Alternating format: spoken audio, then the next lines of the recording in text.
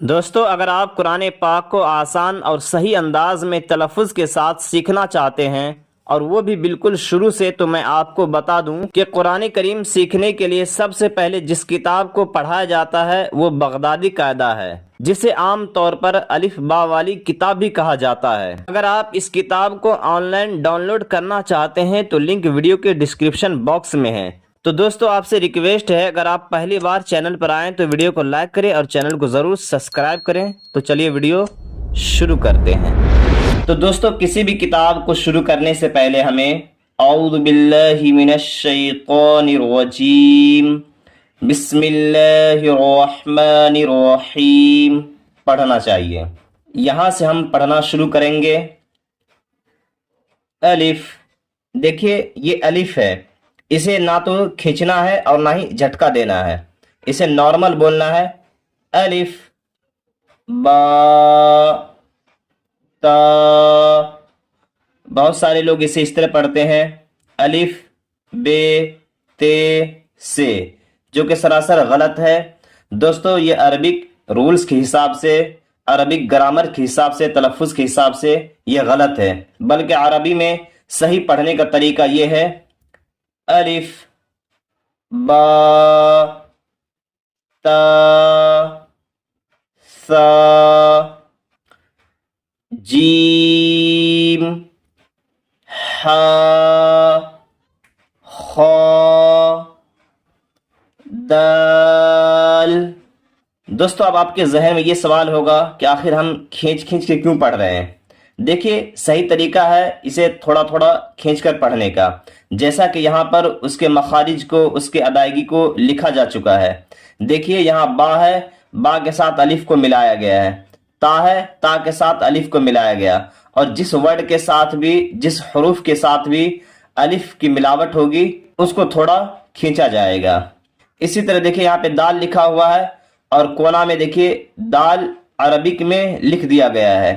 تو یہاں پہ دیکھیے دال، الف، مد، زبر، اس کے بعد پھر جا کے لام ساکن ہے۔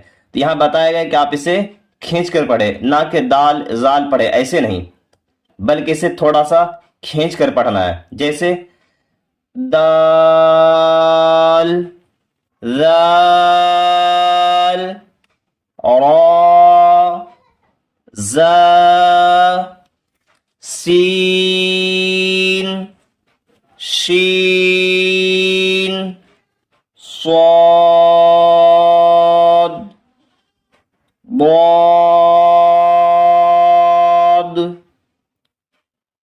طا ظا عین غین فا قاف کاف لام میم نون واو۔ دوستو، یہ تینوں ہا ہی لکھا ہوا ہے، یہ لکھاوٹ کو بتایا گیا کس طرح بھی لکھا جاتا ہے، اس طرح بھی لکھا جاتا ہے، اس طرح بھی لکھا جاتا ہے۔ تو اس کو ایک ہی بار پڑھا جائے گا، ہا۔ اب بہت سارے لوگ اسے دو چشمی ہا بولتے ہیں۔ لام، الف، حمزہ، یا۔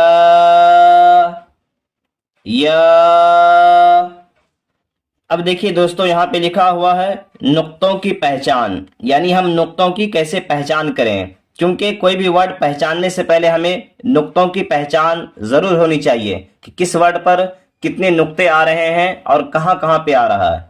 دیکھیے، با تا سا تینوں کی بناوٹ ایک طرح ہے، لیکن یہاں پہ ہم پہچانیں گے کیسے با تا سا کو؟ با کے نیچے ایک نقطہ ہے، تا کے اوپر دو نقطے ہیں، اور سا کے اوپر 3 نقطے ہیں۔ اسی طرح جیم، ہا، خا تینوں کی بناوٹ ایک طرح ہے، لیکن پہچانیں گے کیسے؟ جیم کے بیچ میں ایک نقطہ ہے، اور ہا خالی ہے، اور خا کے اوپر ایک نقطہ ہے۔ इसी तरह दाल और राल दोनों की बनावट एक तरह है, लेकिन दाल बिल्कुल खाली है और राल के ऊपर एक नुक्ता है। इसी तरह रा और जा दोनों की बनावट एक तरह है, लेकिन रा खाली है और जा पर एक नुक्ता है। इसी तरह छोटी सीन और बड़ी शीन दोनों की बनावट एक तरह है, लेकिन छोटी सीन पे कुछ भी नहीं है, जबकि बड़ी शीन पर 3 नुक्ते हैं।